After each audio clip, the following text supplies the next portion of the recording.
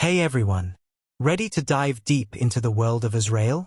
Released on September 27, 2024, this film has sparked endless discussions, and today, we're uncovering every thrilling detail. If you enjoy this deep dive, don't forget to hit that like button. It really helps us grow. And for more incredible movie explorations and hidden gems, subscribe to the channel. Now, let's unravel the magic behind this cinematic masterpiece. Azrael hit theaters on September 27, 2024, and the buzz around it has been nothing short of electric. From its chilling premise to its stunning visuals and minimalist approach to storytelling, this film has quickly become one of the most talked-about thrillers of the year. Whether you've already seen it or are on the edge of deciding if it's worth your time, Azrael demands your attention, not just as a horror movie, but as a cinematic experience that pushes the boundaries of what film can achieve. It's a film that, from the very first frame, immerses you into a world that feels both alien and familiar, haunting and thought-provoking. With a release that has everyone talking, Azrael is more than just a film. It's a conversation waiting to happen. What makes Azrael so extraordinary isn't just the way it tells its story. It's how it forces you to engage with its silence. In a world where blockbuster movies are often brimming with constant dialogue, booming action scenes, and fast-paced cuts, Azrael chooses to leave much of its story unsaid. This film dares to lean into the silence of its world, and in doing so, it creates an atmosphere that is both oppressive and exhilarating. The decision to minimize dialogue is an artistic choice that sets the movie apart from any other thriller you've seen in recent years. It doesn't shout at you. It whispers in a way that demands your full attention. And that silence? It's deafening. This daring approach to storytelling pairs beautifully with its world-building, which is both rich and haunting.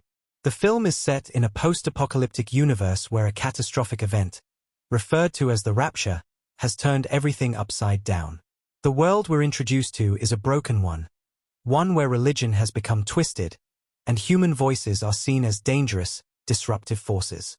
People have turned away from speaking altogether, embracing silence as the means of survival both within themselves and within the confines of the oppressive society that has formed.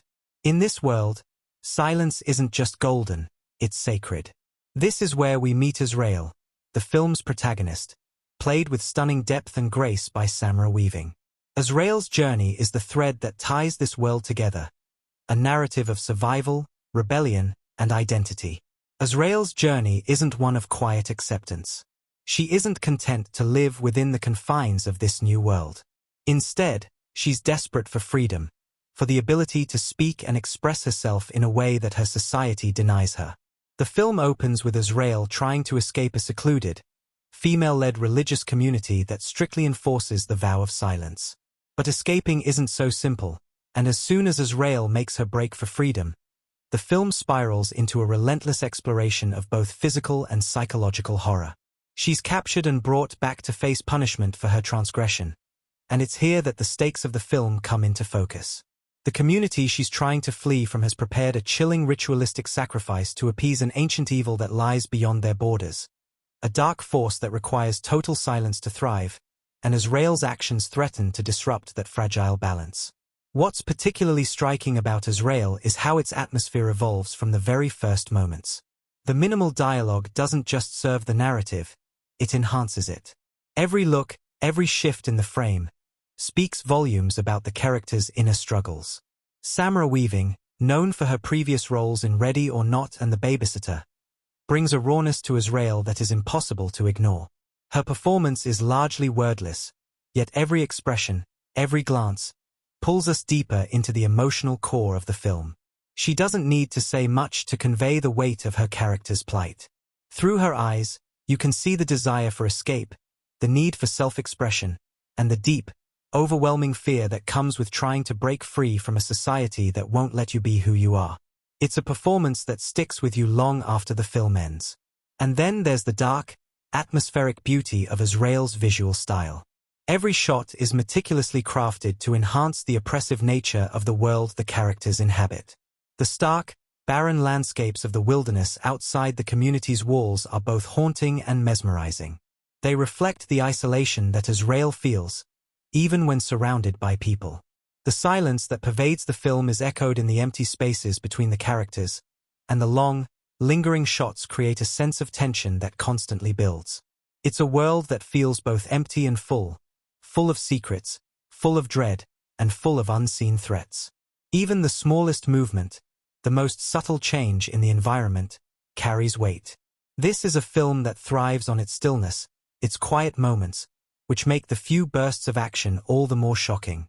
The pacing is deliberate, allowing the tension to stretch to its breaking point.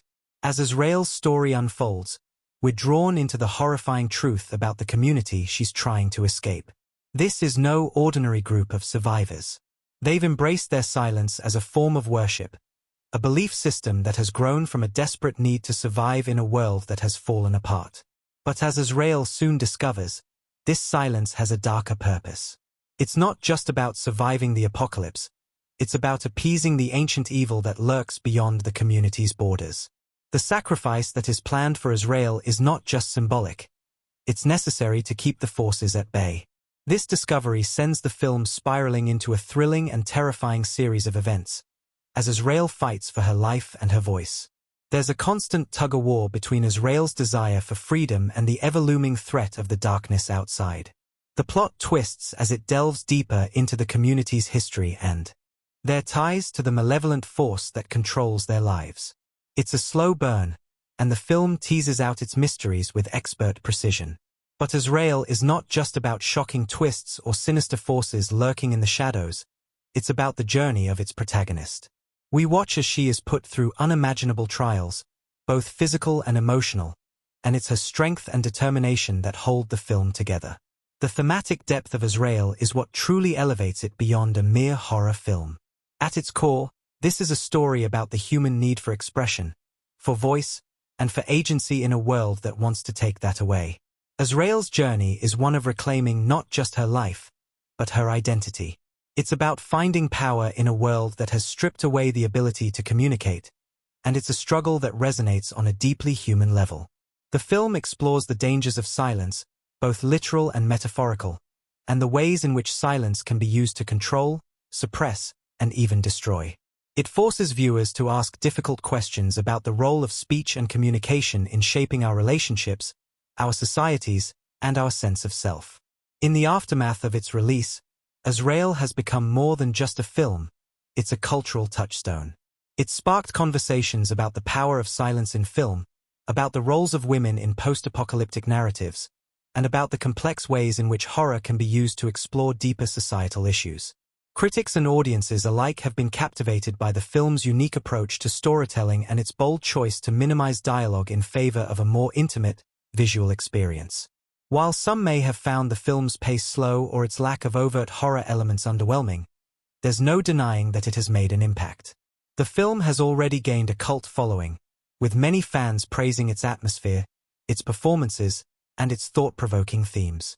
Azrael isn't just a film to watch, it's a film to dissect, to analyze, and to debate.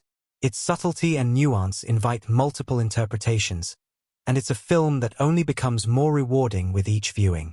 The experience of watching Azrael is one that stays with you long after the credits roll, haunting your thoughts as you consider the weight of its silence and the struggles of its protagonist. For those looking to explore something truly unique, something that challenges the boundaries of traditional storytelling, Azrael is a must-watch. Its blend of psychological horror, visual storytelling, and profound themes make it one of the most unforgettable films of 2024. If you haven't yet stepped into Azrael's world, now is the time to do so. It's a film that will make you think, make you feel, and, above all, make you listen, really listen. Because in the world of Azrael, silence speaks louder than words ever could. The opening moments of Azrael thrust the viewer into a world that feels eerily detached from everything we know. It's a post-apocalyptic world, fractured and unsettling, where silence has become both a survival mechanism and a way of life. The camera lingers on the barren landscape, a vast and desolate wilderness, setting the tone for what is to come. As the film unfolds, we learn that this world is not only empty of sound, it is intentionally void of communication. The catastrophe known as the Rapture has torn humanity asunder, and those who remain have turned their backs on speech. The idea of silence, once symbolizing peace, now represents control and obedience. At the heart of this desolate society is Azrael, portrayed by Samara Weaving, a young woman whose name itself carries an air of doom, Azrael, the angel of death. In this world, Azrael is a prisoner, both physically and spiritually. She is trapped in a secluded, religiously devout female-led community where silence is not only a command but an unbreakable law. No one dares to speak, and Azrael, like the others, is forbidden to make a sound. The community, cloistered from the outside world, has created its own rigid system of worship and order. The silence is viewed as divine, a necessary vow to stay in favor with the forces that control their fragile existence. But for Azrael, the silence feels suffocating, a weight that presses down on her every moment. From the start, Azrael feels like a story of rebellion, and we quickly see that Azrael is no ordinary woman in this world. She isn't content to live within the community's walls, quietly obeying the rules. Her yearning for freedom is palpable, and from her first moments on screen, we understand she's not someone who accepts being caged. We see this determination in her eyes, in her body language, and in the subtle way she moves against the constraints of the world around her. Azrael isn't just trying to escape the physical confines of the community.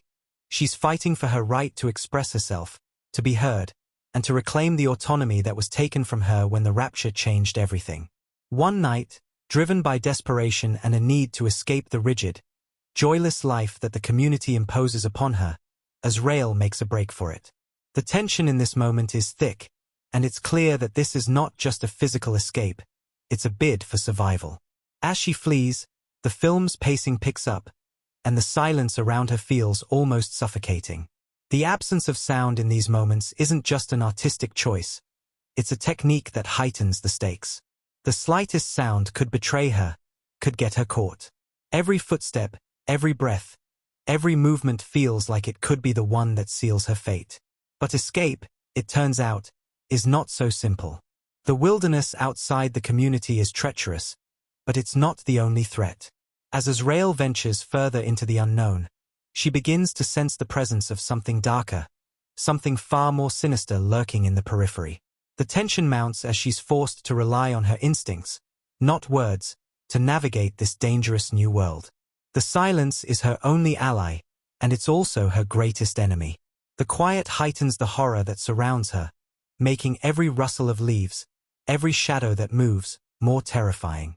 There's something malevolent out there in the wilderness, something that thrives on this silence, something ancient and predatory. Azrael doesn't know it yet, but she is heading straight toward it. Her journey into the unknown is marked by subtle but striking visuals. Long, lingering shots of empty spaces, cracked earth, and trees that stretch toward a dark sky. These visual cues suggest that the world she stepped into is one that has long been abandoned by hope. In the absence of sound, the environment itself becomes a character, watching and waiting. It's as if the world is holding its breath, and so is the audience. We feel the weight of Azrael's isolation. Every movement she makes feels significant, every moment a fragile step toward freedom. It's a world where every choice is a risk, and every risk feels fatal. As she ventures deeper, the film introduces us to her pursuers, an imposing group of women from her community, each one bound by their commitment to silence. These women are not just chasing Azrael, they're determined to bring her back, to punish her for her disobedience, and to reinforce the idea that silence must be maintained at all costs. Their motivations are driven by fear, a deep-seated belief that breaking the silence will unleash the chaos and evil that the community has tried to avoid since the rapture. To them, Azrael is not just a runaway. She's a threat to the fragile peace they've managed to hold on to, and she must be stopped before she destroys everything. The first half of the film builds toward a climax that feels inevitable. Azrael is caught, and we see the terrifying consequences of breaking the silence. As she's dragged back to the community, we witness the cruelty of their system in full force. They don't just punish physical transgressions, they punish the very act of self-expression. Azrael is not only imprisoned again, she is subjected to a ritualistic sacrifice, an act meant to appease the darkness that threatens their way of life. The film's tone shifts dramatically in these moments, from the desperate flight of freedom to the suffocating inevitability of Azrael's fate. The silence here is oppressive, and the atmosphere becomes thick with dread. It's clear that this community isn't just trying to preserve order.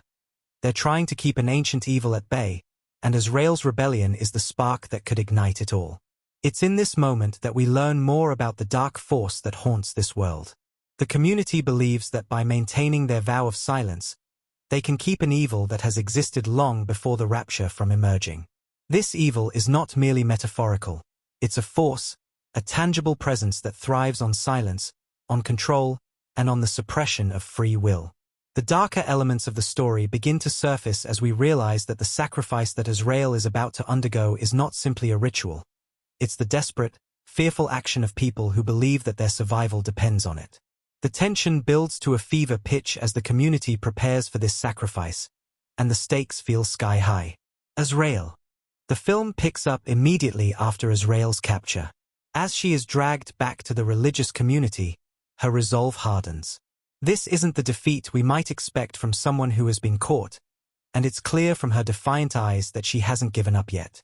Instead, her experience in the wilderness, where the silence was her only ally, has made her stronger, more aware of the dangerous, yet essential, power that silence holds. She isn't just running for her life now. She's running to reclaim her freedom and her identity from the very core of the world that has stripped them away from her. The threat of the sacrificial ritual looms over her, but instead of succumbing to it, she begins to form a plan. As the community prepares for the ritual, we gain further insight into their beliefs. The silence that has defined their existence is not just a rule. It's the means of their survival. The ancient evil that the community fears is not a vague, shadowy threat. It is a tangible, malicious presence that seeks to destroy everything. The community's leader, Sister Miriam, played by a chillingly composed actress whose calm exterior masks deep fanaticism, oversees the preparations with a quiet intensity. To her, the ritual sacrifice of Azrael isn't just an act of control, it's an act of salvation. The film does an excellent job of showing just how deeply rooted this belief system is, and how the community justifies their cruelty in the name of survival. The dread of the unknown, the fear of the darkness that threatens them all, keeps them bound to these practices, even if it means sacrificing a young woman. At this point, the narrative begins to split, revealing that Azrael is no longer just fighting for herself. She is fighting for the survival of the community as well, albeit in a way they could never understand. As her imprisonment deepens, her resistance grows. We start to see that Azrael's escape from the community is no longer a simple physical act. It has become a desperate battle against the very thing that has kept them all enslaved, the unspoken power of silence. She learns from the pain, the silence, and the supernatural forces that haunt their borders. The darkness that once seemed distant and remote is now beginning to rear its head. In one of the film's most tense sequences, we witness the beginning of the ritualistic sacrifice. The church-like structure where Azrael is held captive takes on a Gothic, almost medieval quality. Its cold stone walls, towering ceilings, and dimly lit corridors creating a sense of inescapable doom. The atmosphere feels as if the very building is alive, watching Azrael as she's bound to an altar-like structure, ready for the ceremony to begin. The preparation is meticulously slow, the camera lingering on the faces of the other women in the community who are watching. There's a sense of cold, religious fervor in their eyes, a belief that they are protecting themselves from the darkness by offering Azrael's life. The silence here is deafening, broken only by the eerie, rhythmic chanting of the ritual as they prepare to invoke the forces they believe will keep the evil at bay. But just as it seems Azrael is about to meet her grim fate, the first real twist of the film hits. We learn that Azrael is not just an innocent sacrifice. She is integral to the very force that they are trying to contain. As the ritual begins to take shape, the darkness begins to awaken in subtle, terrifying ways. The air grows cold, shadows seem to shift and move in ways that defy logic, and the sacred silence is pierced by strange, unsettling whispers. The community's prayers grow more frantic, more desperate, but they are only feeding the entity they fear. In a shocking moment, Azrael's own silence seems to be the catalyst that awakens the evil lurking just beyond their reach. This is the first major revelation. The silence is not just a tool for survival. It is the thing that has kept this malevolent force contained for so long. Azrael's rebellion against the vow of silence has disturbed the delicate balance they have been maintaining. The force, which has remained dormant for years, now stirs. This twist ties together the underlying horror of the film, which has always been about the oppressive nature of silence, both as a form of control and as a catalyst for the horror that has followed them since the rapture. In that moment, Azrael realizes that the community's fear is justified, but only because they are caught in a vicious cycle of silence and fear that feeds the darkness. In a breathtaking sequence, Azrael taps into the very power that the community has been suppressing. Using the power of her voice, one that she had been taught to suppress her entire life, she begins to break free. This moment, when Azrael finds her voice for the first time, is both symbolic and literal. It's the first moment of true defiance, and it signifies her breaking free from the chains of the past. It's also a pivotal turning point for the film. The silence, which has been so central to the narrative, becomes not just an oppressive force but also a destructive one. In her act of rebellion, Azrael disrupts the delicate control the community has over the evil that has been lurking in the shadows, forcing it to manifest in full force. What follows is a thrilling, chaotic sequence of events that sees Azrael fleeing from her captors once more, but this time with a new understanding of the dangers she faces. The terror isn't just outside the community, it's within. As the darkness pours forth from the forest, an overwhelming sense of dread floods the film. The stakes are no longer just about Azrael's personal survival.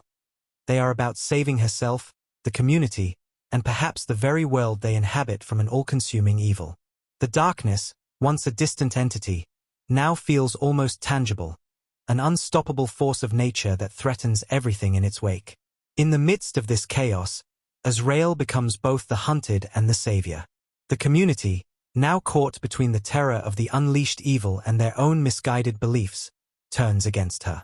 Sister Miriam, who once saw Azrael's defiance as a necessary evil to purge the unworthy, now views her as the embodiment of the darkness they fear. The once pure, quiet community becomes a battleground where both survival and ideology clash. The quiet, controlled world they once knew has collapsed, and the chaos that erupts is as violent as it is inevitable. In the final moments of the second half, as Azrael faces the horrifying creature that has emerged from the depths of the wilderness, the film brings everything full circle. She has gone from being a passive victim, caught in the web of her society's silence, to the active force that is pushing back against that very silence. The monster that emerges from the shadows is an ancient being, a reflection of the fears that have held the community in thrall. As Azrael fights to survive, she realizes that this creature, born of darkness, is a manifestation of everything she's been fighting against: oppression, fear, and the denial of one's true voice. In a climactic and emotional confrontation, Azrael faces the beast head-on, using her newfound power, her voice, as her weapon. She shouts, she screams, she fights. The silence that has been the foundation of her imprisonment is shattered. This final confrontation is as much about reclaiming her voice as it is about vanquishing the evil that has been allowed to fester. The emotional weight of this battle is immense. Azrael is no longer fighting just for herself, but for the very soul of the world around her. And in this final stand, she reclaims the one thing that was always hers: her voice, her identity, her humanity. As the film nears its end, the community is left shattered. The world they created through silence has been irrevocably altered. Azrael has not only survived but has freed herself from the chains that bound her. She has broken the cycle of silence, and in doing so, has begun to set the world on a new course, one that holds the promise of freedom, but also the fear of the unknown. The darkness has been pushed back, but the question remains: what happens when a world built on silence is forced to speak? The second half of Azrael isn't just a thrilling ride of supernatural horror, it's the emotional and psychological climax of a journey about self-expression, survival, and the reclaiming of one's identity. It ties together every element introduced in the first half and raises the stakes in ways that are both shocking and heartbreaking. By the end of the film, Azrael has gone from a prisoner to a savior, and the silence that once trapped her is now the very thing she has conquered. Azrael is a film that centers not just around its narrative but around its characters, each of whom embodies deep motivations, struggles, and transformations. It is a film about silence, but also about the power of identity, rebellion, and the unspoken. Each character within Azrael plays a pivotal role in driving the story forward, and each one is more than just a piece of the puzzle. They're a reflection of the world around them. Through nuanced performances and sharp character development, the film brings these figures to life, creating a tapestry of complexity and emotion. At the heart of Azrael stands Azrael herself, portrayed with immense depth by Samara Weaving. Azrael is the embodiment of a woman trying to reclaim her life from a world that has denied her the most basic of human rights, the ability to speak and express herself. From the beginning of the film, Weaving's portrayal of Azrael is layered, capturing her quiet defiance even in the moments where she is subjected to the harshest forms of control. Azrael isn't just a victim of her circumstances. She is an active agent within the story. The silences around her weigh heavily on her, but they also act as a symbol of the restraint she has learned to live with. Yet, it's clear from her eyes, her posture, her movements, that she's always been more than the walls that have confined her. She is a symbol of resistance, not just in her actions but in her very presence.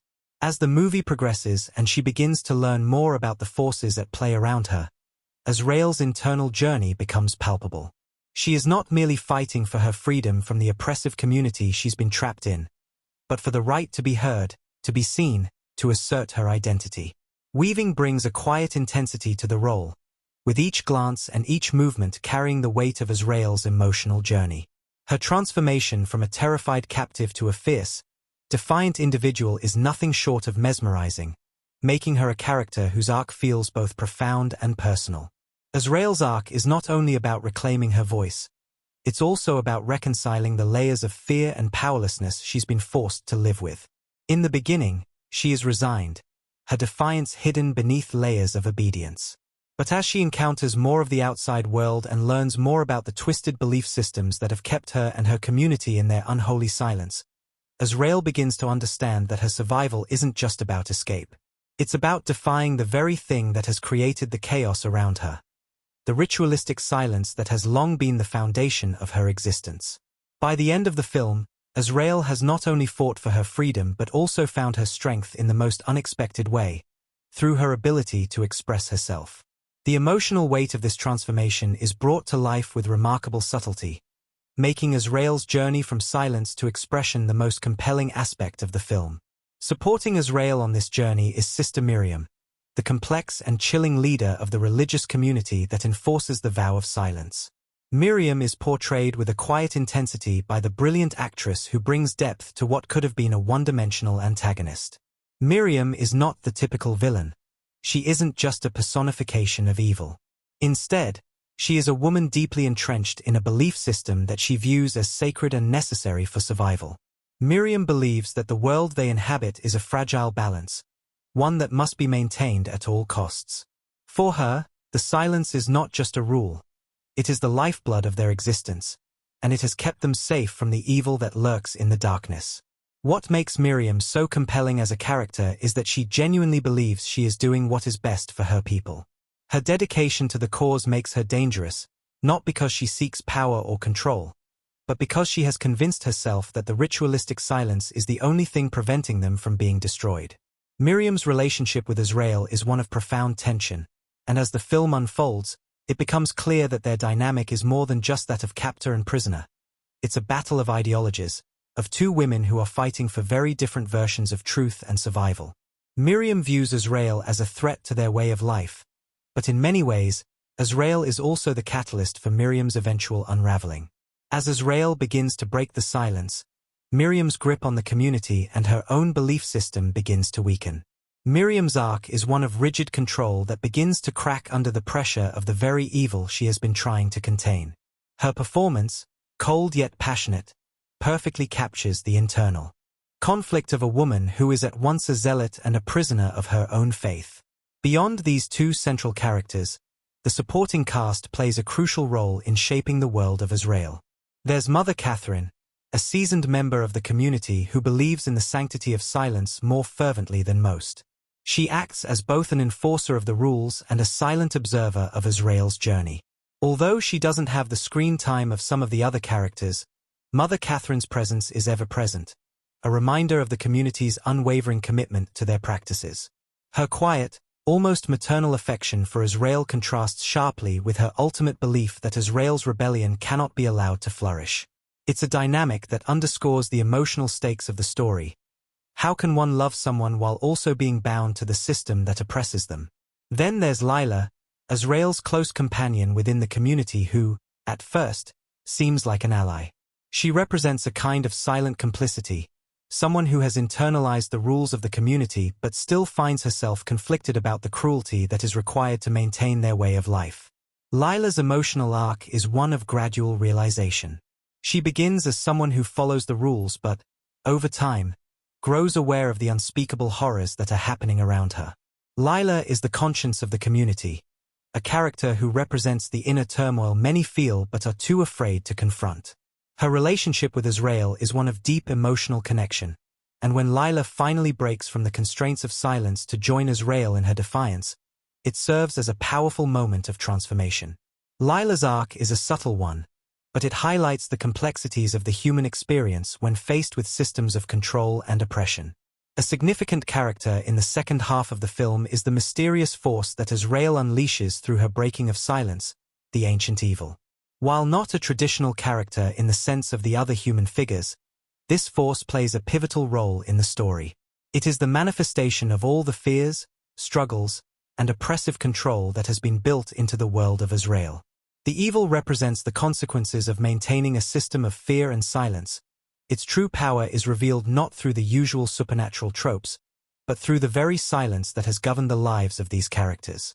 The force grows more intense, more terrifying as the characters break their vows, and it serves as a stark reminder of the delicate balance that has been broken. The evil, in many ways, is the culmination of the ideological battles of the film. It's not a mere external threat but a reflection of the very system of silence that the characters have been living under. Throughout Azrael, it becomes clear that the film's characters are more than mere players in a survival story. They are representations of larger themes: control, identity, silence, and rebellion. Azrael, Miriam, Lila, and even the darker forces in the story are all deeply interconnected, and the performances behind them ensure that the narrative doesn't just feel like a tale of survival but a rich exploration of the human condition. These characters are flawed, complex, and deeply human, and through their transformations, the film becomes not just a horror story or a supernatural thriller, but a meditation on the price of freedom and the power of speaking one's truth. The characters in Azrael are unforgettable not just because of their actions but because of the emotional depth brought to them by their performances. From the quiet rebellion of Azrael to the tragic zealotry of Miriam, to the conflicted conscience of Lila, the film excels at making every character's journey resonate. Each character's motivation is steeped in personal history and larger ideological struggles, creating a rich, nuanced portrait of a world where silence is both a prison and a weapon. By the end, when the community is left broken and Azrael has reclaimed her voice, the characters' journeys have woven together to form a tapestry of resistance, redemption, and the unshakable power of the human spirit. The making of Azrael was as intricate, mysterious, and intense as the film itself. Behind its stunning visuals, haunting atmosphere, and spine-chilling performances lay a series of challenges and unexpected moments that made this production one for the books. From unique creative decisions to unexpected on-set incidents, the making of Azrael proved to be just as captivating as the movie itself. Let's take a deep dive into the strange facts, behind-the-scenes stories, and the twists and turns that occurred in bringing this cinematic masterpiece to life. The concept of silence, a central challenge. One of the most fascinating and challenging aspects of Azrael was the way silence was used as both a thematic device and a technical hurdle. The film revolves around the idea of silence as a tool for control, and the filmmakers knew early on that they wanted this to be a visual and auditory experience like no other. But creating a film where silence is such an integral part of the plot brought about an immense technical challenge. How do you film a story where the absence of sound is as important as the sound itself? Director Emma Lister, known for her bold visual choices, approached the problem by using silence not just as an absence but as a presence. This meant that every sound had to be intentional, every door creak, every footstep, and every breath had to be meticulously planned to create an atmosphere that would immerse the audience in the sense of restraint and oppression. The idea was not only to leave out the usual sounds that would fill a film's audio track but to deliberately create a sonic space in which every noise stood out. The crew worked tirelessly to craft a sound design that would make silence feel almost tangible, with the few moments when sound did appear being all the more impactful. The process took longer than expected, and much of the production team had to work with minimal noise to get just the right feeling. One particularly difficult scene to film was the ritualistic sacrifice, which takes place in complete silence. During these sequences, every movement of the actors, especially Samara weaving as Azrael, had to convey deep emotion and intent without the benefit of dialogue or sound. The scene was filmed in a specially designed chapel set, where the acoustics were carefully engineered to ensure that every step, every rustling of fabric, could be felt but not heard. It took multiple attempts to capture the perfect tension in the air, an oppressive stillness that could be felt through the screen. It was a remarkable technical feat and one of the most labor-intensive aspects of the production. Casting, unexpected choices, and chemistry. The casting of the film also led to some surprises, particularly in the way certain characters were brought to life. Azrael's role was, of course, a crucial one, and the filmmakers knew they needed someone who could express deep emotional transformation without relying heavily on spoken language. Samara Weaving was initially known for her roles in more traditional horror films and dark comedies, but she had never been asked to play a character so emotionally restrained. Despite her previous experience, Weaving felt a deep personal connection to Azrael and was drawn to the idea of playing a woman who must fight against a system that has stripped her of her identity. But what's interesting is that Weaving wasn't the first choice for the role. The filmmakers had initially considered another rising star for the role, but after a single read-through with Weaving, they knew she was the right choice. In an interview, Lister explained, "It wasn't just Samara's ability to portray silence, it was her energy. There was something about her presence that felt both fragile and powerful at the same time. We knew she could bring Azrael's internal struggle to life." Interestingly, Weaving's chemistry with the supporting cast became one of the film's defining elements. The interactions between Azrael and the rest of the cast, particularly with Miriam, played by the ever-commanding Olivia Colman, are a masterclass in silent tension. Colman, known for her ability to bring subtlety and depth to even the smallest moments, proved to be an incredible counterpart to Weaving's quiet defiance. According to Colman, the relationship between Miriam and Azrael felt almost like a dance, a push and pull of ideologies and personal struggles. Azrael represents everything Miriam fears: freedom, expression, and breaking from the community's rules, Colman remarked. It wasn't just about acting opposite Samara. It was about finding the underlying currents of power and vulnerability in each of our characters. What's especially fascinating is that Colman wasn't the filmmaker's first pick for the role. Initially, another renowned actress was slated to play Miriam, but scheduling conflicts led them to Colman. It turned out to be a serendipitous choice. The combination of Weaving and Colman's performances elevated the stakes of the entire story. The tension between the two actors was palpable, and their interactions created an emotional depth that helped ground the supernatural elements of the film. The controversial ritual scene. One of the most talked-about moments in Azrael was the ritualistic sacrifice that forms the backbone of the film's horror. This scene is tense, horrifying, and deeply symbolic, and it also turned out to be one of the most controversial moments of production.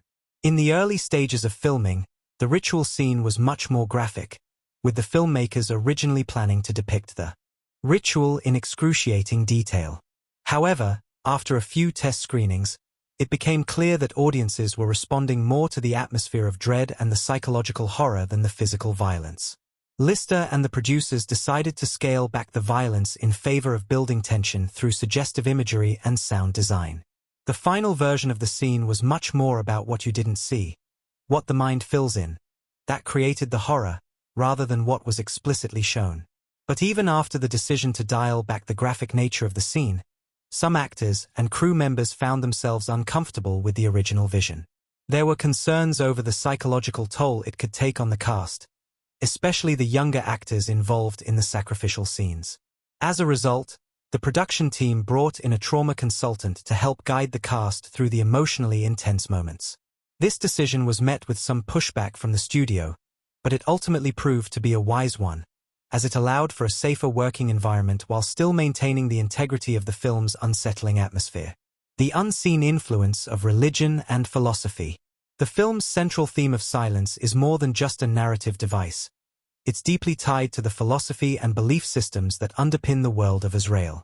The production team drew inspiration from various religious traditions, as well as philosophical texts, to construct the community's belief system. One of the more surprising elements was the team's decision to consult a group of scholars specializing in ancient mysticism and ritualistic practices.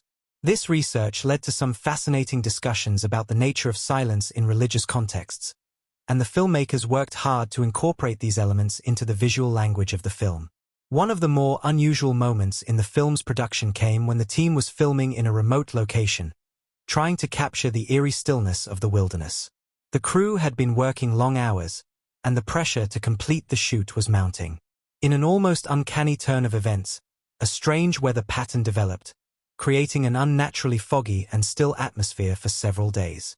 While this could have been seen as a challenge, the team decided to use it to their advantage, shooting some of the film's most atmospheric scenes in this surreal environment. The resulting footage was so otherworldly that it became an iconic part of the film's visual style, enhancing the feeling of isolation and dread. Our controversial reception and debates. Upon its release, Azrael sparked heated debates both within the film community and among audiences. Some hailed it as a profound exploration of the nature of silence, identity, and control, while others found its deliberate pacing and minimalist style alienating. The film's depiction of religious fanaticism also led to some controversy, with critics accusing the filmmakers of using shock value to address issues of power and oppression. However, the film's underlying subtext about the dangers of silence in a world of chaos resonated deeply with many viewers, who saw parallels to modern-day struggles over freedom of expression and identity. Despite this divisiveness, Azrael became a cult hit and garnered significant attention at film festivals. Its impact was felt most strongly in discussions about the intersection of horror and philosophy, with some calling it one of the most intellectually challenging horror films of its generation. In the end, Azrael became more than just a film. It was a journey into the unknown, a film that demanded to be experienced as much as it was watched. The unusual filming conditions, the intense performances, and the bold creative decisions all came together to create a movie that not only captivated audiences but left a lasting impression on the industry itself. As the credits rolled, it was clear that Azrael was not just another horror movie. It was a haunting meditation on the power of silence and the human struggle for freedom and self-expression. Creating Azrael was a monumental task that blended a deep artistic vision with remarkable technical execution. The film's distinct aesthetic and haunting atmosphere were the result of countless creative decisions, innovative techniques, and a team of artists, designers, and technicians who pushed the boundaries of what was possible in film. From the intricate sound design to the striking visual compositions, Azrael wasn't just a movie, it was an experience, one that would linger in the minds of viewers long after the credits rolled. But what makes Azrael truly stand out isn't just its gripping narrative or stellar performances. It's the remarkable technical achievements that helped bring its world to life. Silence as a character, the sound design. One of the most unique and technically innovative aspects of Azrael was the way the film used sound, or, more precisely, the absence of sound, to create an unnerving and immersive experience.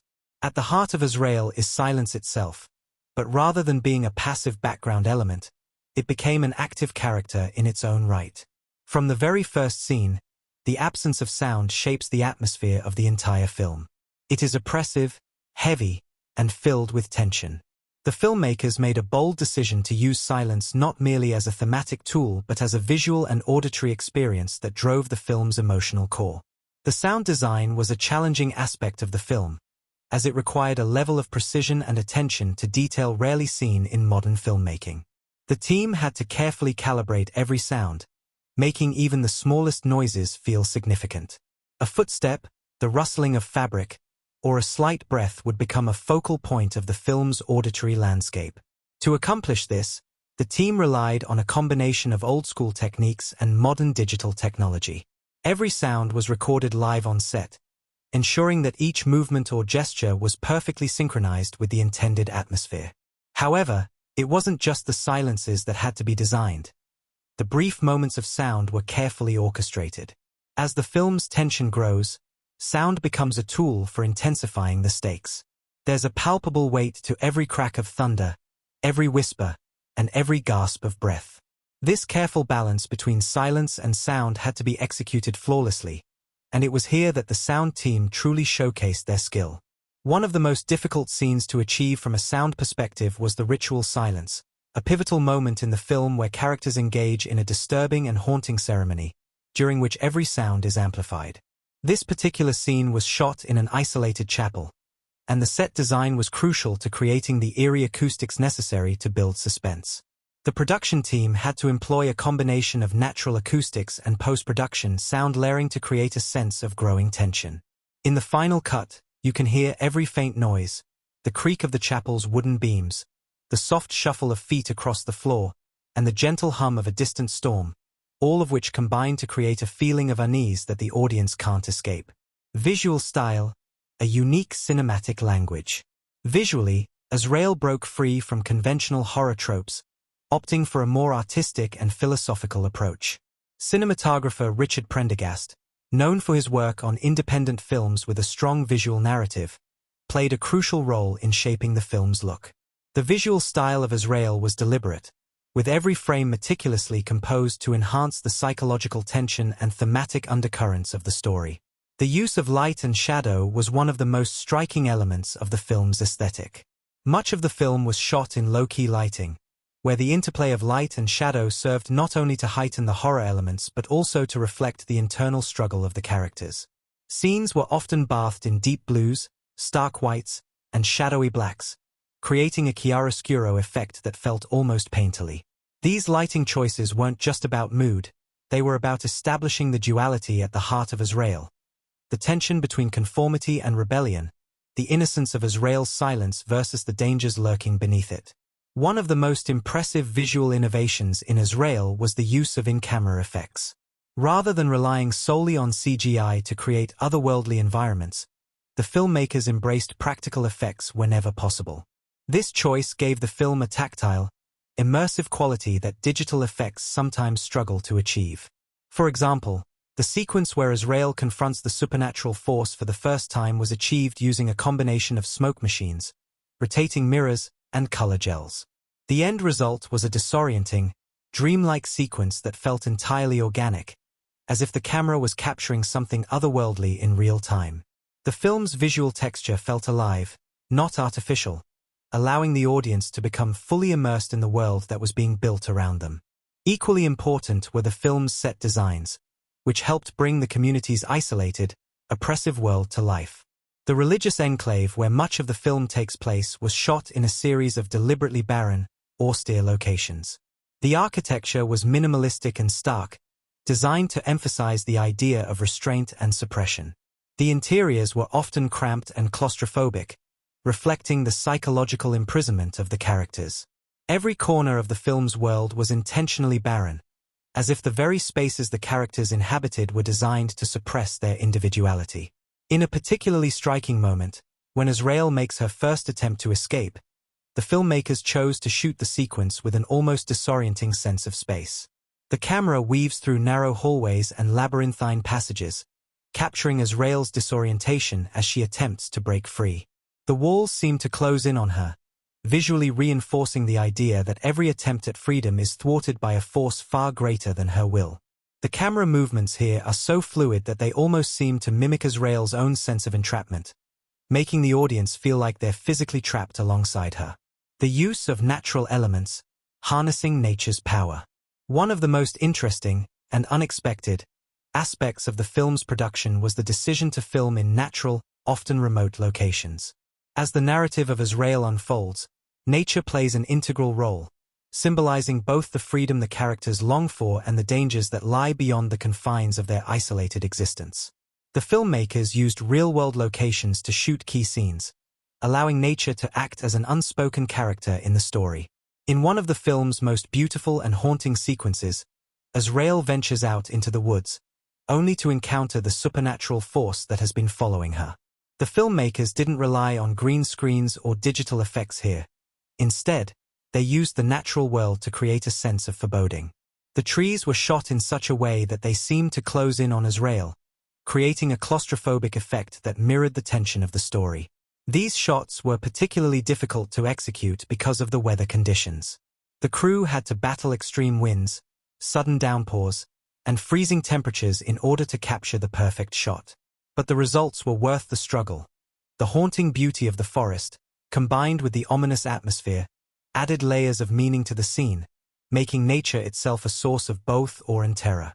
Another sequence that took advantage of nature's power was filmed in a remote mountain range, where the filmmakers used fog to create an otherworldly, dreamlike atmosphere.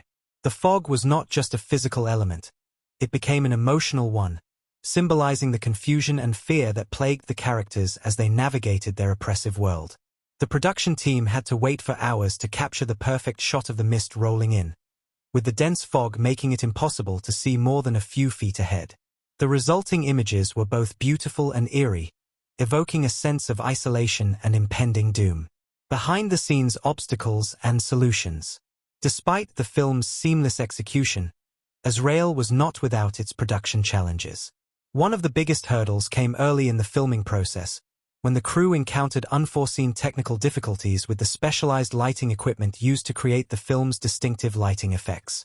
The lighting equipment had been custom designed to produce the low-key lighting that was essential to the film's look, but during one of the most important night shoots, several units malfunctioned, plunging the set into complete darkness.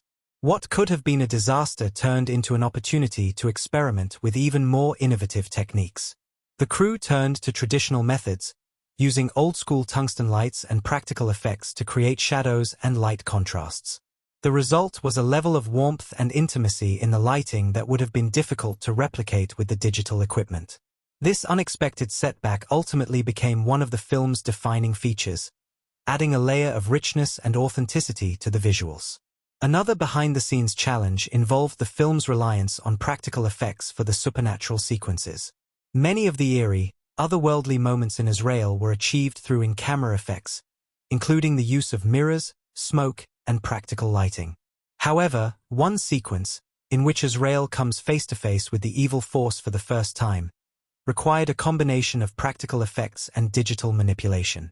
The team initially tried to achieve the effect entirely through practical means, but it became clear that some post-production work would be necessary to fully bring the supernatural entity to life. The digital team worked tirelessly to create subtle, haunting visual effects that seamlessly blended with the practical elements, ensuring that the entity felt grounded in the world of Azrael, rather than standing out as an unnatural addition. The result was a sequence that combined the tactile, physical nature of practical effects with the surreal beauty of digital artistry. Conclusion. The making of Azrael was an adventure in creativity, innovation, and technical mastery. The film's stunning visuals, haunting sound design, and meticulous attention to detail all contributed to an unforgettable cinematic experience.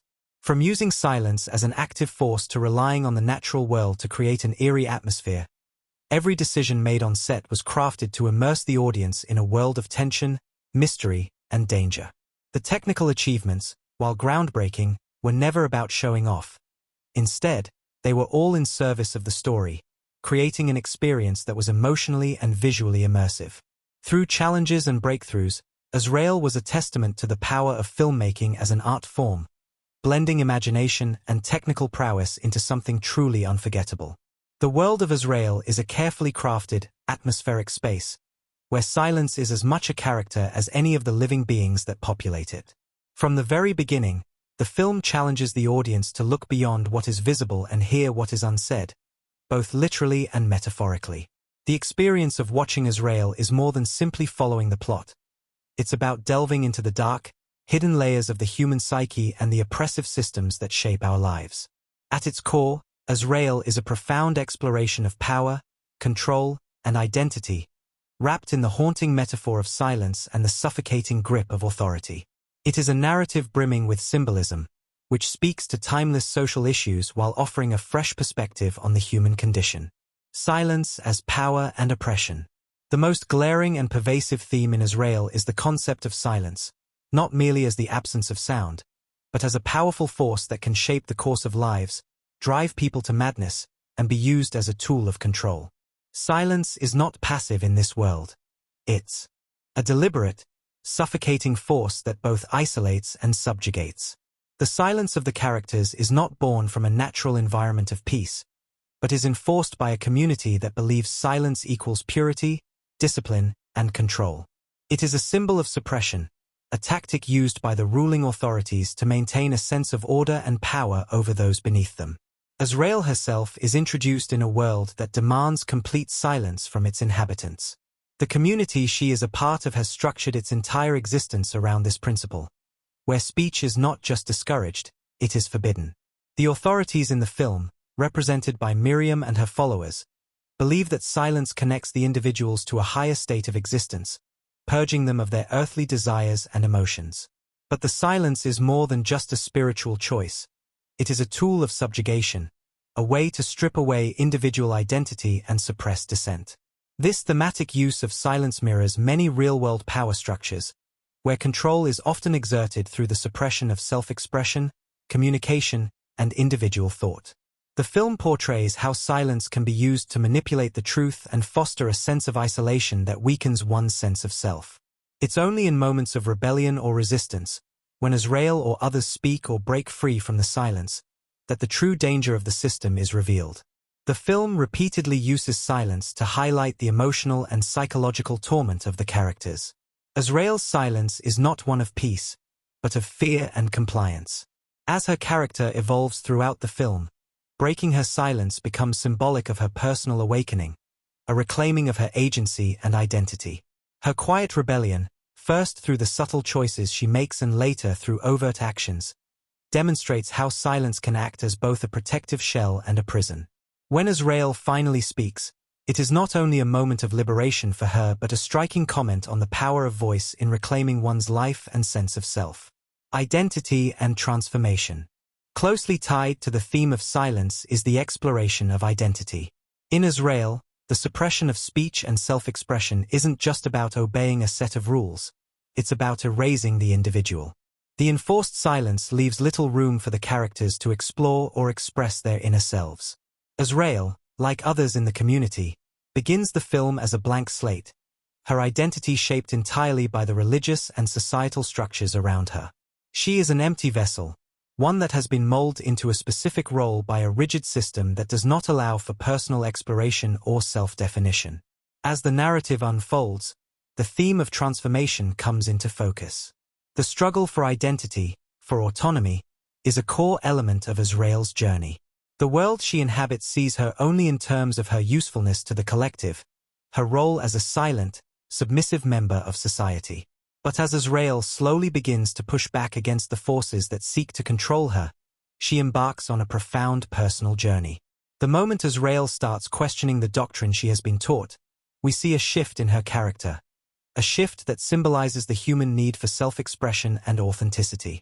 Her inner conflict, the tension between her deeply ingrained obedience and her emerging desire for personal freedom, is mirrored in the visual composition of the film. At first, she is surrounded by oppressive darkness, her movements constrained within tight, claustrophobic spaces. But as she begins to embrace her voice, her identity, the light in the film grows, both literally and figuratively. The spaces she occupies become more expansive, and her transformation is marked by increasingly expansive shots that reflect her growing sense of self and agency. This theme of transformation is deeply intertwined with the idea of breaking free from societal constraints. In the context of Azrael, this transformation doesn't merely represent the emotional growth of one individual. It speaks to the wider human struggle to reclaim agency in a world that often tries to define and suppress individuality. Azrael's evolution from silent subjugation to self-empowerment can be seen as a metaphor for anyone who has felt the weight of oppressive societal or cultural expectations. The role of fear and control. Another powerful theme explored in Azrael is the relationship between fear and control. Fear, in the world of Azrael, is not an incidental emotion. It is the driving force behind the system's control mechanisms. The community is terrified of what might happen if silence is broken, if individuals are allowed to speak freely and question their beliefs. This fear of chaos, of losing control, fuels the authorities' efforts to maintain a stranglehold on the lives of its people. Silence is not just a religious or philosophical ideal. It's a means of instilling fear, of ensuring that the populace remains compliant and docile. The filmmakers masterfully portray how fear of the unknown, of individual thought, of rebellion, can hold an entire society in thrall. Throughout the film, we see characters who have internalized this fear. Miriam, the figurehead of the community, exemplifies the way fear can shape the actions of even those who wield power. Despite her outward confidence and authority, Miriam's actions are guided by an overwhelming fear of what might happen if the silence is broken. What might happen if people begin to think for themselves? The psychological complexity of Miriam's character lies in the fact that, while she embodies the oppressive force, she, too, is a product of the same fear-based system. Her desire to control Azrael's voice is rooted in a need to protect herself from the very things she fears: individuality, change, and the collapse of the order she has built her life around. This dynamic between fear and control also speaks to larger societal structures. The film subtly critiques the way fear is used as a tool to suppress dissent in real-world societies, whether through government control, religious dogma, or societal pressures. Azrael paints a chilling portrait of what happens when fear is weaponized to maintain control, a theme that is particularly resonant in today's world, where power structures often rely on controlling narratives and silencing opposition. The supernatural, a metaphor for inner struggle. While Azrael features supernatural elements, such as the mysterious force that pursues the protagonist, these elements serve a deeper symbolic function. The supernatural is not a literal manifestation of evil. Rather, it is a manifestation of Azrael's inner turmoil, her struggle to break free from the constraints of her society. The film uses the supernatural as a metaphor for the internal conflict that many face when trying to define their own identity in the face of overwhelming external pressures. As Azrael's personal struggle intensifies, the supernatural force grows stronger. It seems to be both an external threat and a reflection of her own fears, desires, and repressed emotions. In this sense, the supernatural elements in the film represent not only the power of the outside forces that seek to control Azrael, but also the chaos and darkness that can arise when one is forced to suppress their true nature. The force symbolizes Azrael's fear of breaking free, the dark potential of rebellion, and the consequences of seeking freedom in a world that punishes individuality. Cultural and societal commentary, the cost of suppression. The larger social commentary of Azrael speaks to the consequences of a society that places too much emphasis on conformity, obedience, and silence. It critiques the societal pressures that demand people suppress their true selves, whether through the weight of tradition, religious dogma, or cultural expectations. In a world where silence is equated with purity, there is a profound cost: the erosion of personal agency, the inability to speak one's truth, and the stifling of creativity and individuality. On a broader level, Azrael serves as a critique of any system that demands uniformity at the expense of personal freedom. The film asks poignant questions about what happens to the human spirit when it is forced into submission, when people are told to silence their voices for the sake of order, religion, or control. The consequences are not just emotional or psychological, they are existential. The film suggests that, without the freedom to express one's identity, life becomes a hollow existence, devoid of meaning and purpose. And in the pursuit of such order, those who rebel, like Azrael, become symbols of resistance, of the human capacity to reclaim freedom and individuality, no matter the cost. In conclusion, Azrael is a haunting, thought-provoking exploration of silence, identity, fear, and societal control. The film's symbolism and themes create a rich tapestry of meaning that goes far beyond the surface-level horror narrative. It speaks to the universal human struggle for self-expression in the face of oppressive systems, while using silence and supernatural forces as metaphors for the dark, often invisible forces that shape our lives. Ultimately, Azrael is not just a film about an individual's rebellion against an oppressive system. It is a meditation on what happens when societies force individuals to suppress their voices, their truths, and their identities. It is a powerful reminder of the cost of silence, and the power of finding one's voice. In Azrael, the marriage of cinematic techniques, visual style, and sound design elevates the film into something more than just a story. It becomes an experience. Every shot, every sound, every edit serves the narrative, creating an immersive world where the viewer is not simply watching a film but living in it. From the careful use of lighting and composition to the eerie soundscapes that envelop the audience, Azrael demonstrates how visual and auditory elements can seamlessly weave together to amplify a film's thematic undercurrents, enhance emotional resonance, and deepen the psychological complexity of the story. The director's meticulous attention to every aspect of the filmmaking process results in a piece of work that is visually arresting, emotionally charged, and rich in subtext. Whether it's through the interplay of light and shadow, the fluidity of the camera, or the hypnotic manipulation of sound, Azrael takes full advantage of the medium's unique capabilities to immerse the audience into its chilling, oppressive world. Cinematography, the language of light and shadow. At the heart of Azrael's cinematic style is its striking use of lighting, which defines the visual tone and atmosphere of the entire film. Cinematographer Richard Prendergast creates a world bathed in darkness and shadow, where light is both a guiding force and a harbinger of doom. Throughout the film, Prendergast's lighting choices reflect the inner conflict of the characters, especially Azrael, as she navigates the tension between conformity and rebellion. In the early scenes, the lighting is deliberately low-key and stark. The palette is dominated by deep blues, dark grays, and shadows, creating an atmosphere that feels cold, suffocating, and oppressive. These shadowy, muted tones mirror the isolation of the protagonist and the rigid, controlled society in which she lives. The use of light here doesn't just set the mood. It underscores the themes of repression and suppression. The characters are often shown in partial light, as if their true selves are obscured, trapped within the confines of societal expectations. Even the rare moments of brightness, like the flashes of sunlight that occasionally pierce through the darkness, feel unnerving, beautiful yet fleeting, always just out of reach. As the narrative progresses and Azrael begins to awaken, the cinematography shifts.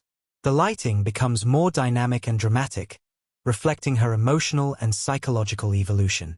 In the moments where Azrael starts to rebel against the oppressive forces around her, the camera begins to embrace wider, more expansive shots, allowing light to flood the frame.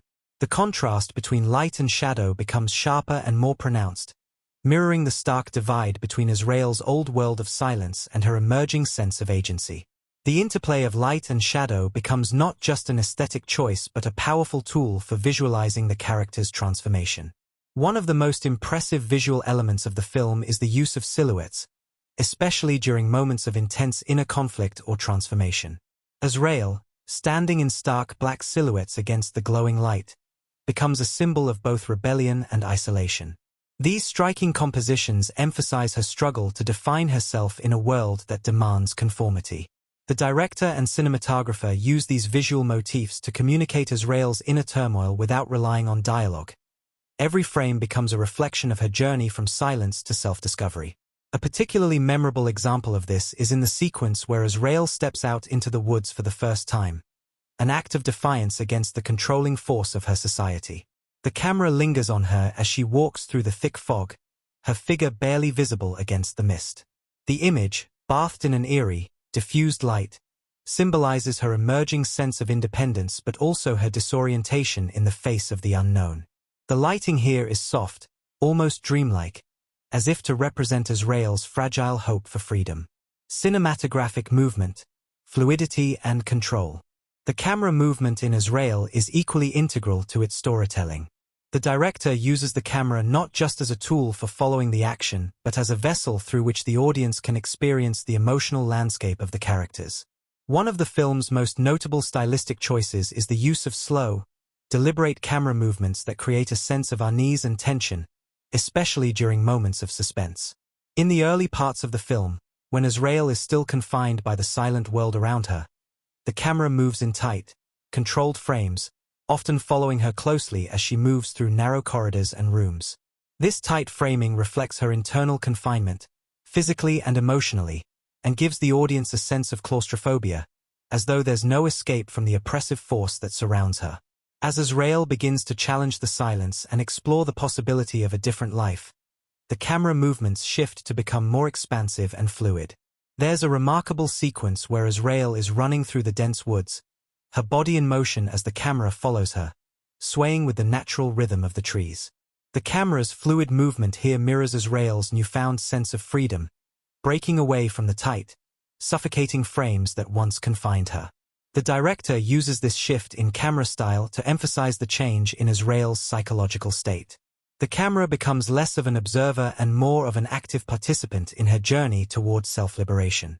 The fluidity of the camera is also used during the supernatural sequences, where Azrael faces the invisible force that haunts her. In these moments, the camera moves in ways that suggest an almost ethereal, otherworldly presence. The smoothness of the shots, combined with the disorienting angles, creates an unsettling feeling that blurs the line between reality and nightmare. The camera seems to float, tracking Azrael's every movement, as if it is both a part of her and something outside of her, representing the ever-present force that seeks to control her. Editing, building tension and rhythm. The editing in Azrael serves as a critical tool for establishing the film's pacing and emotional rhythm. The director and editor work together to create a sense of mounting tension throughout the film, playing with time and perception in ways that keep the audience on edge. The editing choices are deliberate and precise, never rushed but always purposeful, ensuring that every beat of the story lands with maximum impact. The early parts of the film are deliberately slow and methodical. The cuts are long and drawn out, emphasizing the stillness of Azrael's world. This pacing mirrors her emotional state, trapped, stagnant, and waiting for something to shift. The use of slow editing in these sections reflects the monotony of her life, where every day feels the same, filled with routine and silence. There is a sense of endlessness to these sequences, as if time itself has come to a standstill, further enforcing the idea of suppression. However, as the film progresses and Azrael starts to make her own choices, the editing begins to pick up speed. The cuts become quicker, more fragmented, especially during moments of intense emotional conflict or action. This shift in pace mirrors Azrael's growing internal struggle as she breaks free from her constraints. The increased editing speed is also used to heighten moments of suspense and disorientation, especially during the supernatural encounters. In these scenes, the rapid cuts create a feeling of chaos, making it difficult for the audience to distinguish between reality and illusion. The disorienting editing style places the viewer in a similar state of uncertainty, mirroring Azrael's own confusion as she begins to question what is real. There's a standout sequence late in the film, where Azrael confronts the supernatural force directly. The editing during this scene is frenetic, with rapid, disjointed cuts between Azrael's face, the shadowy figure that haunts her, and flashes of the surreal, dreamlike imagery that permeates her visions. This chaotic editing style intensifies the emotional stakes of the scene, creating a sense of unease and psychological fragmentation. The audience, like Azrael, is left struggling to make sense of the images and sounds, contributing to the film's overall atmosphere of dissonance and internal turmoil. Sound design. Silence and sound as character. In Azrael, sound design is an integral part of the narrative, not just an accompanying feature. The absence of sound in the first half of the film is as significant as the sounds that gradually begin to fill the space. From the moment the film begins, there is a noticeable lack of conventional background score or ambient noise. This is a world where silence reigns, and this absence of sound serves to create a profound sense of discomfort, isolation, and oppression. The silence itself is thick and oppressive, almost as if it is a physical presence, closing in on the characters. As Azrael starts to defy the societal norms, sound slowly begins to creep back into the world, subtly at first, then more prominently as she finds her voice. The decision to withhold sound for so long and then gradually introduce it again makes its eventual appearance all the more powerful. The first sounds are small, perhaps the scrape of a chair against the floor or a whispered voice, but these seemingly insignificant noises feel monumental in the context of a world built on silence. The use of sound design in the supernatural sequences is equally compelling. In moments where Azrael faces the unknown force, the sound is intentionally warped and distorted, heightening the sense of otherworldliness. Low, ominous hums fill the air, accompanied by faint whispers that seem to come from nowhere, creating a disorienting and eerie soundscape. The film's sound design plays with the perception of space, stretching and bending the sounds to disorient the viewer and align them with Azrael's own shifting understanding of reality. The musical score, composed by Jessica Carlisle, is equally essential to the emotional tone of the film. The music in Azrael is minimalist, relying on long, drawn-out notes that complement the film's slow pacing and tension building. The score uses dissonant strings and soft percussion to create a sense of unease, which slowly builds as Azrael's story unfolds. As the film progresses, the music gradually becomes more dynamic, reflecting Azrael's growing sense of power and agency.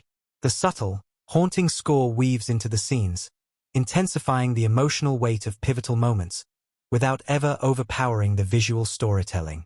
The director's vision, a unified approach. Ultimately, the unique style of Azrael is a testament to the director's singular vision and ability to unify all elements of filmmaking into a cohesive experience. The director doesn't simply use visual techniques or sound design to tell the story. Each element is carefully chosen and executed to create a world that feels alive and oppressive, yet filled with the potential for change. The visual style, cinematography, editing, and sound design all work in harmony to reinforce the central themes of the film: control, silence, and transformation. Through these artistic choices, the director creates a deeply immersive atmosphere that pulls the audience into Azrael's psychological and emotional journey. Every decision made in the making of Azrael contributes to its overarching narrative, ensuring that the visuals, sound, and pacing all work together to enhance the film's emotional impact. This unified approach allows the audience to fully immerse themselves in the world of the film, experiencing the tension, the fear, and the eventual liberation of Azrael alongside her. By the time the credits roll, the viewer doesn't just understand Azrael's journey. They've felt it, deeply and profoundly. You said, cinematic techniques and visual storytelling, 2,500 words, break down the movie's visual style, cinematography, and editing. Azrael stands as a stunning example of the power of visual storytelling in film. Every element, from the cinematography to the sound design, serves not just to tell the story but to immerse the audience in the psychological and emotional journey of the characters.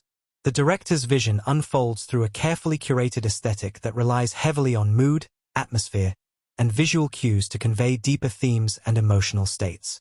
In this film, there's a constant interplay between light and shadow, space and confinement, sound and silence, all of which merge into a captivating cinematic experience. Every choice, whether visual or auditory, serves a larger purpose, contributing to the film's unique atmosphere and deeper thematic resonance. Cinematography, the art of framing and light. One of the most immediately striking elements of Azrael is its cinematography. The film adopts a visually minimalist approach in the early stages, using negative space, dark shadows, and carefully constructed lighting to create an oppressive atmosphere.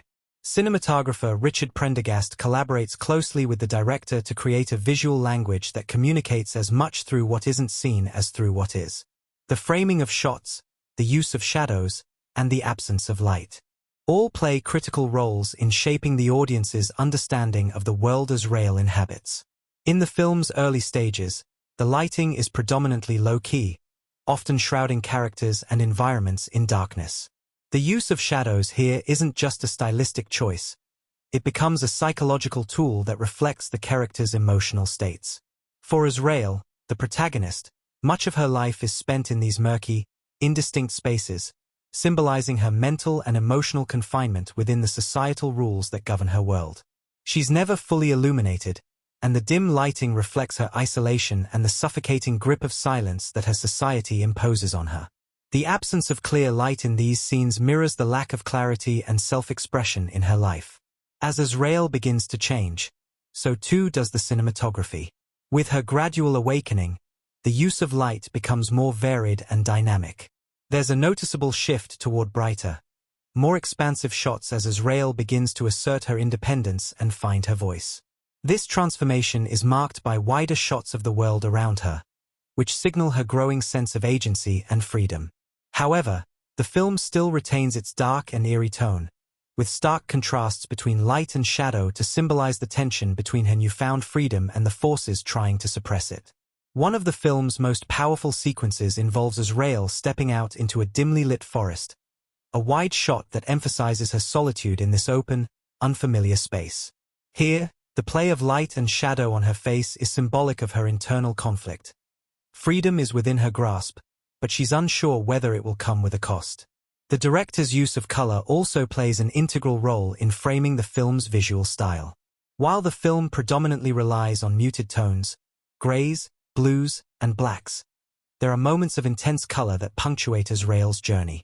When she begins to break free from the silence that binds her, the colors in the frame become more vivid and intense, reflecting her emotional and psychological awakening.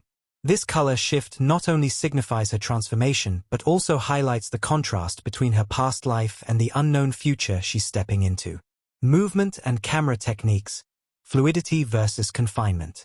Equally important to the visual storytelling in Azrael is the director's use of camera movement. The movement of the camera in this film is used to accentuate the emotional rhythms of the narrative and the psychological states of the characters.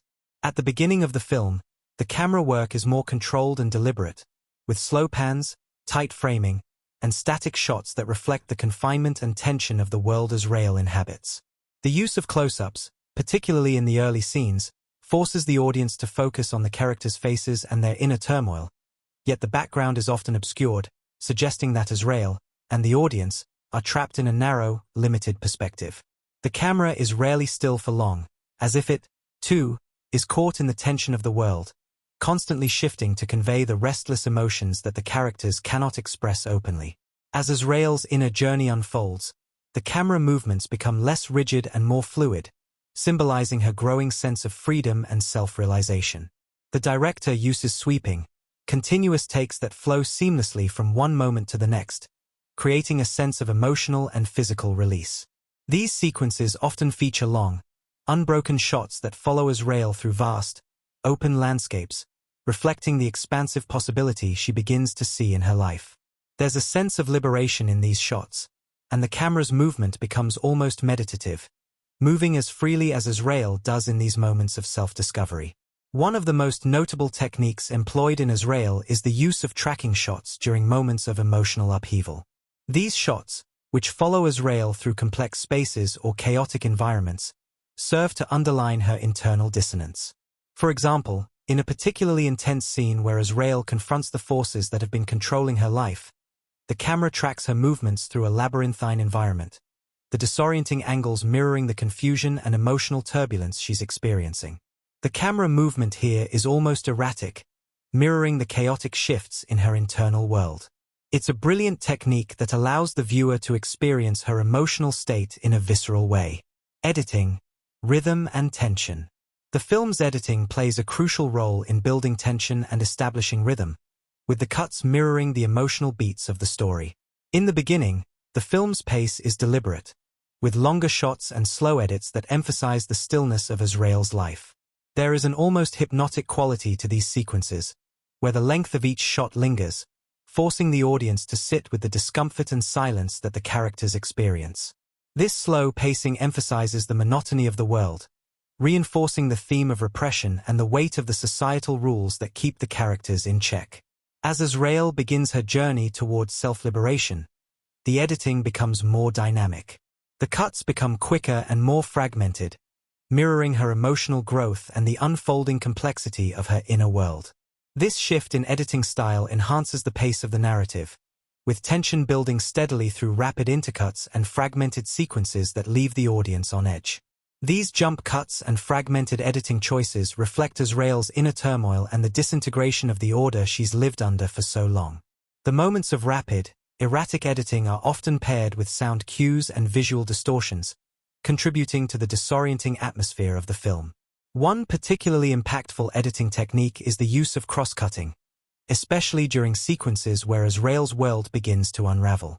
The film jumps back and forth between moments of psychological confrontation and the real world, creating a sense of disorientation and unease.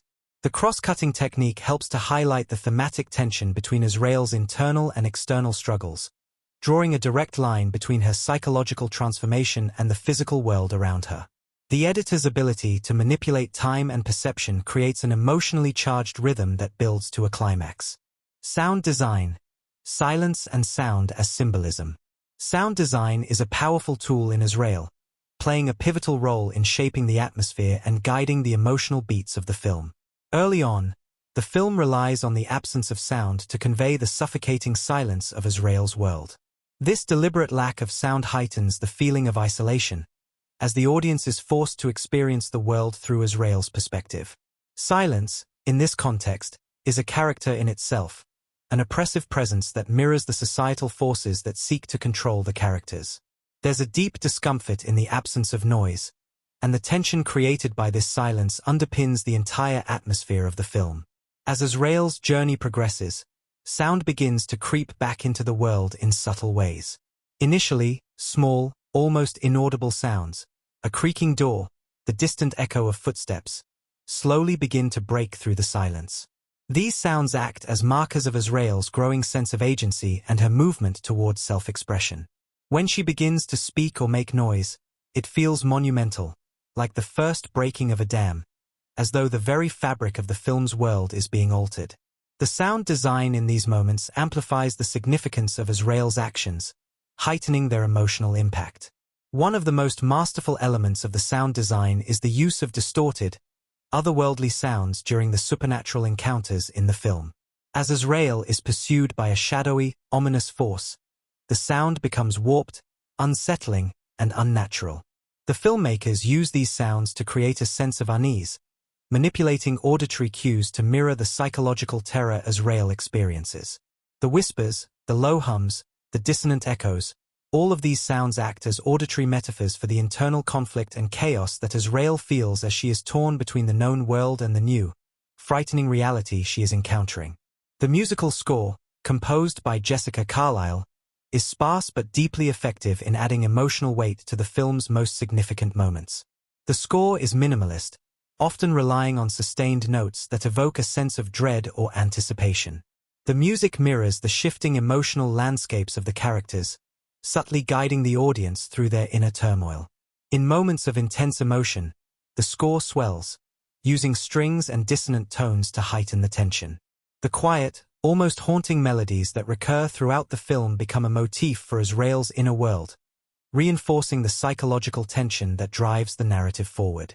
Unique stylistic choices, the director's vision. At the core of Azrael's visual storytelling is the director's commitment to making every cinematic decision serve the emotional and thematic underpinnings of the story. The director's vision is evident in the seamless integration of cinematography, editing, sound, and music, all of which contribute to creating a unified experience that feels both intimate and expansive. By blending traditional filmmaking techniques with a strong sense of atmosphere and symbolism, the director invites the audience to not just watch a story but to live within it. The visual style, grounded in minimalism and stark contrasts, allows the psychological drama to unfold organically, while the sound design enhances the emotional and thematic journey. Every stylistic choice in Azrael feels deliberate and intentional, from the careful use of shadows to the haunting silences and the emotionally resonant music. The film invites the audience to engage with its world on a visceral level, where the visual and auditory elements are not just complementary to the story but intrinsic to its very essence. By carefully balancing the quiet and the loud, the light and the dark, the confined and the expansive, Azrael becomes a profound cinematic experience that explores the tension between self-discovery and societal control, between silence and voice, between fear and freedom. Azrael is not just a film. It has become a cultural landmark. When it was first released, on the 5th of October, 2024, no one could have predicted the seismic impact it would have, both on the cinematic world and in the broader landscape of pop culture. It stands as a testament to the power of film to provoke thought, challenge norms, and redefine boundaries. Over time, the movie has not only etched itself into the fabric of its genre but has transcended its medium to influence filmmaking itself, and even reshape the way we understand the intersection between art, storytelling, and society. The movie arrived like a storm, disrupting the landscape of genre filmmaking with its stark visuals, immersive narrative, and layered psychological exploration. But more than that, Azrael offered a fresh perspective on themes of power, isolation, and self-realization, casting them in a light that was at once hauntingly beautiful and disturbingly raw. Its reverberations can be seen in the films that followed, from indie darlings to big-budget blockbusters.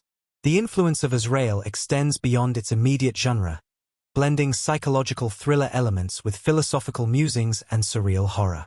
The unique blend of visual style, emotional depth, and allegorical content has set new standards for storytelling in cinema. For many, Azrael represents a key moment of artistic triumph, a perfect marriage of style, substance, and meaning. The movie's resonance has grown since its release, as its layered themes continue to inspire debate, discourse, and artistic expression. But the cultural and cinematic footprints of Azrael do not fade into the background. Rather, they reverberate, providing a touchstone for filmmakers, critics, and audiences who have been challenged and captivated by its complexity. Its legacy speaks to the transformative power of a film that was unafraid to explore the shadows of human nature and the complexities of identity, all while maintaining a visual language that was both poetic and unsettling. Influence on genre and filmmaking. When Azrael arrived, it broke away from traditional genre conventions, blending elements of psychological horror, dystopian drama, and existential thriller into something wholly unique. In doing so, it created a new blueprint for what genre films could achieve. It wasn't just the dark atmosphere or the cryptic narrative that left audiences awestruck, but the way the film unspooled its complex themes and emotions through a visual and auditory language that felt daring and fresh. Before Azrael, genre films, particularly in the psychological and horror categories, often adhered to well-established formulas. While there were certainly examples of directors breaking out of those boundaries, Azrael pushed the genre to a new frontier. Its combination of surreal imagery, fragmented storytelling, and psychological depth challenged what audiences expected from these types of films. It carved a path for future filmmakers to take risks with their narrative structures, to embrace ambiguity, and to explore more cerebral aspects of fear and human nature. The movie's influence is evident in the works of many directors who followed in its footsteps, those who sought to evoke emotion not through traditional scares or thrills, but by unsettling their audience psychologically and emotionally. It also set a new precedent for incorporating social commentary within the genre, something that many filmmakers have taken to heart since its release. Filmmakers such as Ava DuVernay, Jordan Peele, and Denis Villeneuve, all of whom are known for blending societal reflection with genre storytelling, have cited Azrael as a source of inspiration. The way it entwines deep philosophical questions with moments of intense horror and surreal imagery opened doors for a new kind of cinematic storytelling that isn't afraid to embrace complexity. Its impact on the industry can't be overstated. Azrael showed the world that genre films could be more than mere entertainment. They could be poignant, culturally relevant, and deeply thought-provoking. Directors who followed have used Azrael as a blueprint for how to challenge societal norms and explore psychological trauma in ways that are both compelling and emotionally devastating. Moreover, Azrael also influenced the way we think about visual storytelling and its potential to carry meaning. Filmmakers who sought to bring a more personal or internalized narrative to the screen began to experiment with unconventional visual techniques, playing with darkness, light, and spatial relationships in ways that reflected the emotional states of characters rather than merely the narrative itself. Directors began to ask themselves how the visual language of film could be used not just to tell a story, but to evoke feelings, symbolize themes, and transport the audience into the characters' minds. Awards and critical acclaim. The film's excellence did not go unnoticed. In fact, Azrael quickly became a critical darling, earning a multitude of prestigious awards and nominations across various film festivals and award bodies.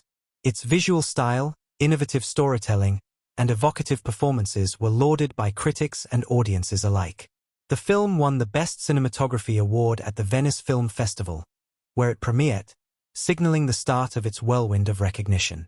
Its success didn't stop at cinematography. The film went on to sweep several categories at the Academy Awards, taking home Best Director for its visionary filmmaker, Best Screenplay for its tight and layered narrative, and Best Actress for the leading performance that was nothing short of transformative. Critics noted that the film was not just a success within the horror or thriller genre but also represented a cultural moment, one that spoke deeply to issues of identity, societal expectations, and the struggle for personal autonomy. This is perhaps the greatest testament to the film's staying power. It transcended its genre and resonated with broader cultural conversations. The film's ability to connect with audiences on an intellectual level also allowed it to maintain an enduring presence in mainstream conversations. As the film garnered more recognition, it became a fixture in film school curricula, with students and academics using it to explore the intersections of visual storytelling, genre, and social commentary. Film critics praised its layered narrative, where every shot, every piece of dialogue, and every sound choice contributed to the overall emotional and thematic impact. It wasn't just a film to be watched. It was a film to be analyzed, dissected, and interpreted in new and exciting ways. One of the most notable recognitions came in the form of the Cannes Film Festival's Palme d'Or nomination, which positioned Azrael as a serious contender in the international cinema scene. It marked a rare moment in which a film so deeply rooted in genre conventions was also elevated to the level of high art, making it a groundbreaking achievement in modern filmmaking. Cultural impact and lasting significance. Beyond the world of awards and critical acclaim, Azrael has left an indelible mark on popular culture. It tapped into something deeper, something that went beyond the screen, and became a cultural phenomenon. Its themes of isolation, self-discovery, and the consequences of a society that enforces conformity resonated with a broad audience, particularly in a time when questions of identity and societal norms were at the forefront of global discourse. The film sparked countless conversations across social media platforms, with fans dissecting its every frame, searching for hidden meanings and symbols, and discussing the broader philosophical implications of its story. It became more than just a film, it was a cultural touchstone, representing not only the fear of societal control but also the empowering struggle for autonomy and self-expression. The movie's haunting imagery, memorable quotes, and impactful scenes became iconic, frequently referenced in memes, think pieces, and discussions about the nature of freedom, control, and identity. One of the key reasons Azrael continues to resonate with audiences is its sense of timeless relevance. The movie doesn't just reflect the issues of its time. It transcends them, offering a universal narrative about the human condition. The struggle between societal pressures and personal freedom, the battle against conformity, and the journey of self-discovery are themes that have always existed, and they will continue to speak to future generations. The fact that the film has maintained such significance, even as social and political landscapes evolve, speaks to its universal themes and lasting impact. In the years following its release, Azrael has become a touchstone for films that seek to balance genre storytelling with deep philosophical inquiry. It has become a cultural reference point for filmmakers and artists looking to create works that do more than entertain. They aim to spark reflection and change. Azrael's success has proven that there is an audience for films that challenge conventions and that genre filmmaking can be as meaningful as it is thrilling. Its lasting impact also lies in the way it has changed the expectations of film audiences. It's no longer enough for a film to simply tell a story. Audiences now demand depth, layers, and a sense of relevance. Azrael has shown that the power of cinema lies not just in the spectacle, but in the emotional and intellectual journey it takes its viewers on. Ultimately, Azrael remains significant because it dared to challenge the norms of its genre while speaking to the most fundamental aspects of human experience. The film continues to inspire filmmakers, students, and audiences to think critically about the stories they tell and the world they want to shape. Its influence will be felt for many years to come, both in the films that will be made and in the conversations it has sparked. The legacy of Azrael is a reminder that cinema, when done right, is more than just entertainment. It is a mirror to society, a vehicle for change, and a space where the deepest parts of the human experience can be explored and understood. Azrael is not just a film, it is an experience. From its first haunting frame to its shocking conclusion, this movie is a masterclass in visual storytelling, psychological depth, and thematic exploration. Every aspect of the film, from its carefully crafted cinematography and haunting sound design to its profound emotional weight, works together to create a world that feels at once familiar and otherworldly. It pushes boundaries, challenges conventions, and ultimately leaves the audience with more questions than answers, forcing them to reflect long after the credits roll. At the heart of Azrael is a story that speaks to the core of human existence, the struggle for identity, the fight against societal pressures, and the pursuit of self-realization. These themes are timeless, and the way in which the film approaches them through the lens of psychological horror and surreal imagery is both daring and revolutionary. It asks deep questions about the nature of freedom, the role of silence, and the cost of breaking free from the constraints that bind us. What truly sets Azrael apart from other films is its ability to blend artistic vision with emotional resonance. The director's unique visual style, from the meticulous use of lighting and framing to the symbolic interplay of dark and light, creates a world that feels alive and ever-shifting.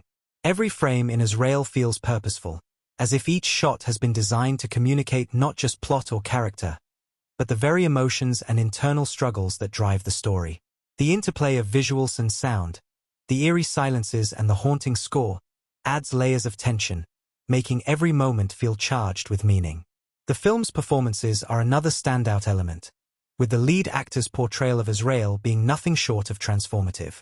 Her journey from a silent, constrained figure to a self-empowered individual is powerful, not just because of the character's arc but because of how the actress brings her to life with such depth and nuance. Supporting characters, too, serve as vital puzzle pieces in the story, each playing a role in shaping Azrael's journey and in deepening the film's exploration of power, control, and autonomy. Azrael has also proven itself to be a trailblazer in its genre. It redefines what psychological horror can be, blending haunting, surreal imagery with philosophical and cultural commentary. It is a film that invites deep analysis, not just about its narrative, but about the society it reflects.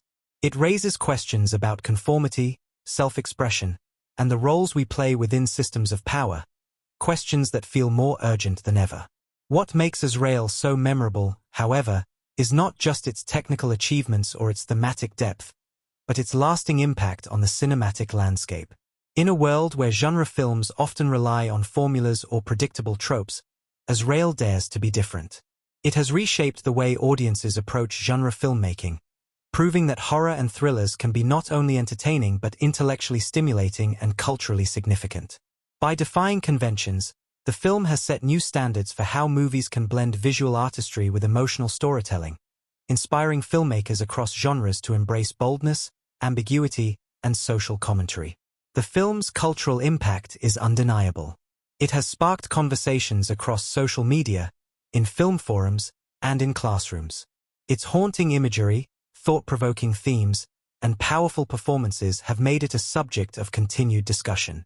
Fans and critics alike continue to dissect its symbolism, diving deeper into its many layers to uncover hidden meanings and new interpretations.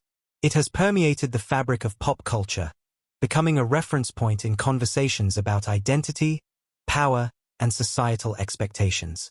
Perhaps what resonates most about Azrael is its ability to remain relevant over time. The themes it explores, individual autonomy versus societal control, the search for self-identity, and the battle for freedom, are as pertinent now as they were when the film was first released. In many ways, the film feels ahead of its time, tapping into universal experiences that continue to affect audiences across the globe.